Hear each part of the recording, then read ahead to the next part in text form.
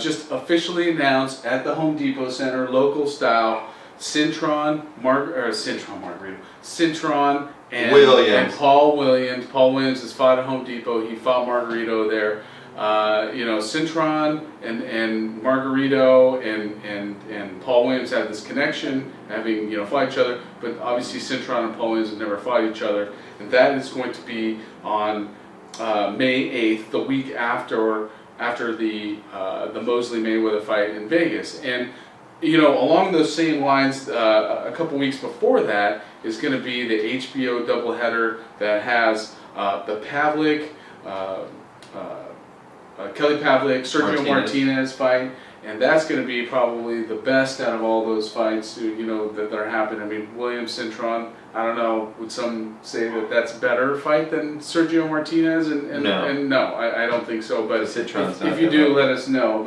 But that fight is going to be very interesting, and that's in Atlantic City, of course, Kelly PAVLIK's hometown, or he's fought there many times. He's got a little fan base, and then you've got HBO that then will cut over to Canada and see the Butte Miranda fight. And again, out of those three fights, you talk about those guys and maybe fighting interchangeable. Some of them fought it before. We've talked in the past, we really would have liked to have seen the Martinez-Paul Williams rematch, or at least a Paul Williams PAVLIK fight, which was supposed to happen last fall and got postponed and eventually completely canceled because of the PAVLIK skin problem. So, but he fought like 2 weeks later. But he fought 2 weeks. Yeah. So it's a miracle.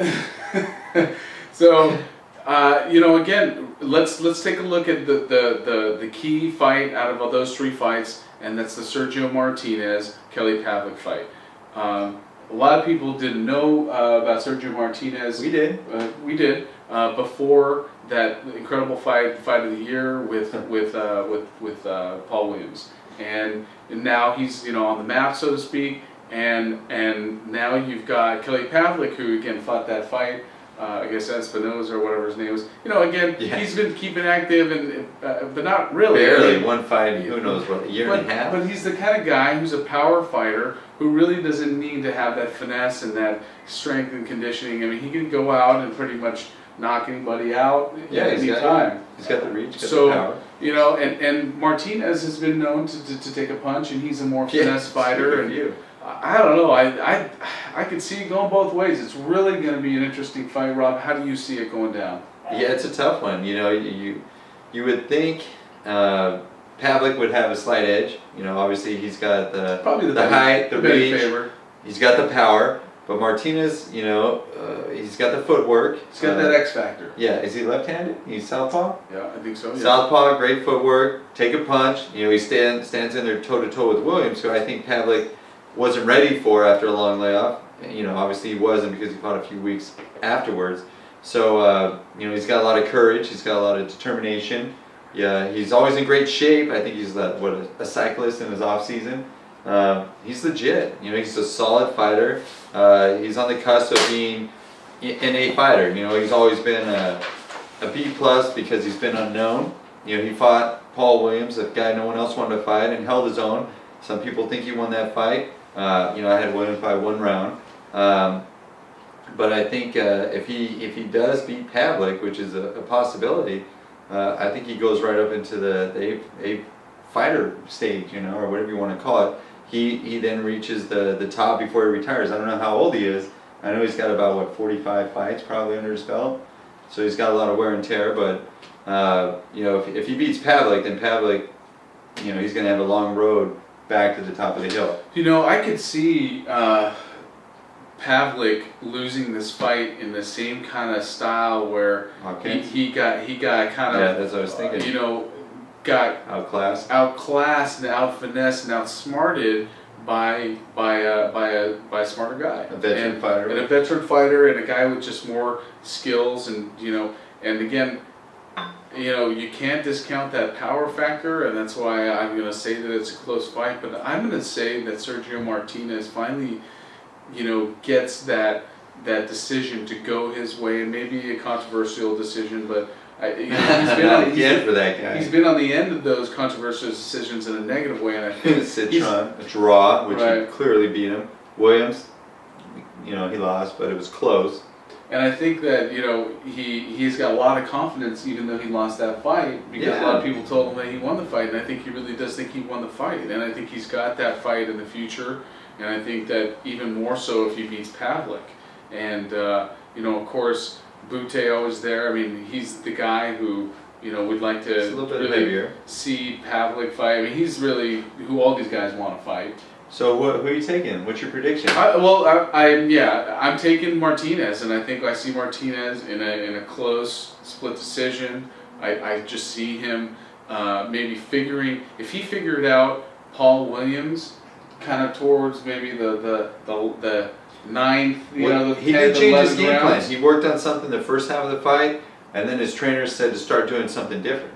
So he had like a game plan for the first half, and then he had a game plan for the second half. So he executes it when he's in there. He adjusted. He's got a good trainer. If I told him, either way, he figured out what to do in order to make that, close that gap, and make that a real close fight. I thought, that he, again, it could have gone his way too. But I think that he figures out Kelly Pavlik a little easier than Paul Williams. And I think that, again, he's got a lot of confidence coming off there. He's got a lot of skill. He's and Pavlik hasn't been tested in the same way as he, fighting the Espinosas and these other guys that really just punching bags. So we'll see. So you're saying I'm saying Martinez or split? No, split decision. Split. But if Pavlik wins, you think it'd be a knockout in the middle rounds, 9-10? Gosh, if Pavlik wins, it could be something like that. I mean, I think usually he knocks guys out in the 6th, 7th round if he does knock them out. I think we're on the same page. I mean, if it goes a distance, there's a lot of wear and tear in that Williams fight. That one fight was like 5 Espinosa fights. You know what I'm saying? So I don't know how long that's going to linger on a guy that's as old as Martinez, but that was a tough fight against Williams, and now he's going to fight a guy with more power, same reach, same height, more or less. But now he's just got a little more oomph in his punches. So if he takes those punches from Pavlik, it could be, 7, 8 round knockout for Pavlik. If he's got a lot of gas in his tank, and he fights as well as he did against Williams, then I think you're right, he could win a split decision. But it's all going to shake out probably within the first couple rounds, how crisp he is, how aggressive he is, and how much he avoids getting hit by those big right hands. We'll see it'll be interesting to see what kind of game plan Kelly Pavlik has and what his trainer has, as a game plan going in, because I think he's really going to need one for this fight, and he's going to need to know that he might start to get outsmarted. And what does he do? Is he going to rely on his power and not figure out how, if you get checkmated or get a move on you like Hopkins did? He had nothing in the bank, and his trainer, and I know Hopkins is a bigger guy, craftier guy. I understand. Martinez and Pavlik are Hopkins, more power. No Hopkins. Martinez is, but I still think it's that same sort of style, and that's so. What do you guys think? Let us know. It's interesting. It's coming up, and again, that same night.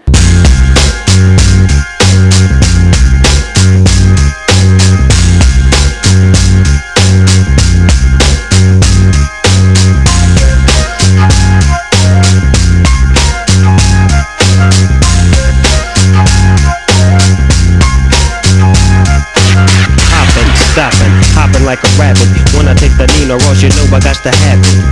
I lay back in the cut, retain myself. Think about the shit and I think it well. How can I mix my grip? And how should I make that nigga straight slip?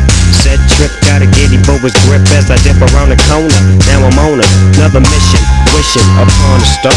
Snoop Doggy Dogg with the caviar. In the back of the limo, no demo, this is the real. Breaking niggas down like he had the Holyfield. Cheer to the next episode. I make money and I really don't love hoes. Tell you the truth, I swoop in the coop. I used to sell loot, I used to shoot hoops, but now I make hits every single day with that nigga, the Diggy Dr. Dre. So lay back in the cut, motherfucker, before you get shot. It's 187 on the motherfucking cop.